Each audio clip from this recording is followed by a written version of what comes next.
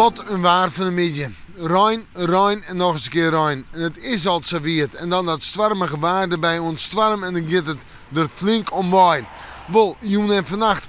Joen, de droege perioden. Maar letter joen en vannacht ik nog een aantal stormbui, maar kon ze op tonger, hagel en zware wind zitten. De temperaturen, ik denk zo, om het bij de 5 graden heen en nog altijd in die storm, eerst uit westelijke richting. Storm krijgt 8 tot 9. Vannacht dan krijgt zon rond 8 voor het kustgebied, maar verderop de provincie wordt het al wat rustiger. Boeten de buien om natuurlijk.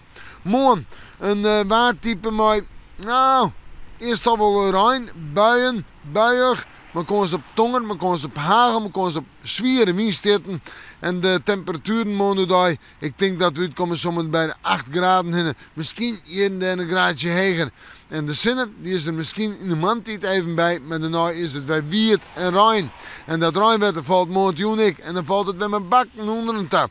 En de wind, ik zei het al, storm zal het worden, uit het westen waaien. Ja, en die storm dan vooral in het kustgebied, bij Vlagen, wat ik zei ze, de kracht 8 is gemiddeld. En dan zetten we terug naar het vooruitzicht.